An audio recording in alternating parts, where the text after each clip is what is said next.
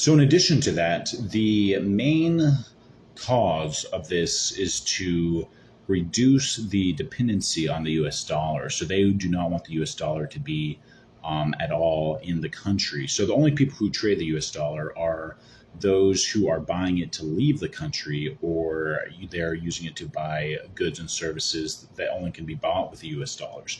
And the irony in all of that is that these governments who have such a tight control on their own currency do not allow their people to buy in the stores basically that are run by the government. So they're what you call dollar stores. And the only things that you can buy at these government run dollar stores are with foreign currency. So you are allowed to buy products from these government run dollar stores in foreign currency, but it only can be digital. So they allow the US dollar into these stores called dollar stores, but it's only in digital format. And then once they make the payment and the transaction, the government is basically holding those dollars as a reserve so that they will not be able to let the people have it, but it's only strictly for use in these stores.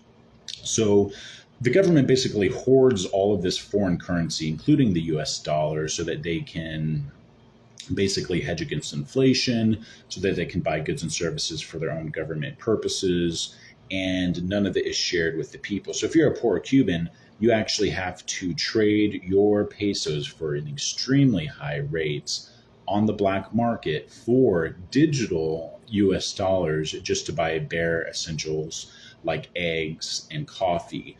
And these stores have nothing. And I say nothing, I mean nothing.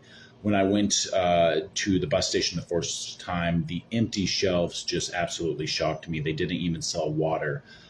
They were basically like storefronts, and everything in the shelves, just like when they say South Korea are for show. They would have dresses, they would have shorts, they would have jewelry, but then when you go into the store itself, it's completely empty.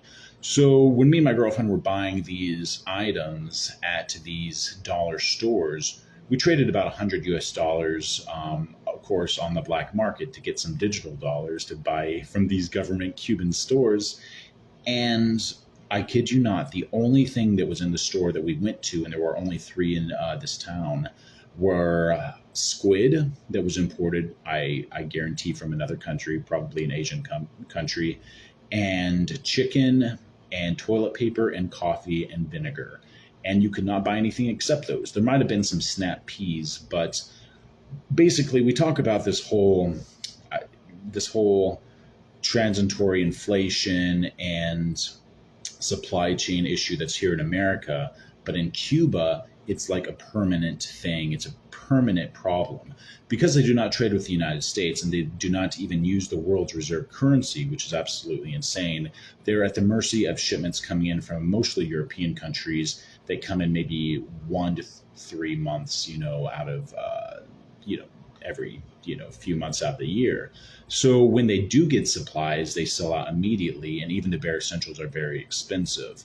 With that said, basic nutritional items like beans and rice and maybe like a couple of fruits are sold on the stands. So the next thing I want to talk about in the next video is the lack of freedom that the Cubans experience, the lack of freedom of speech, freedom of free markets, and ultimately the government controls all enterprises such as hotels, communications, internet, phone service, and of course television.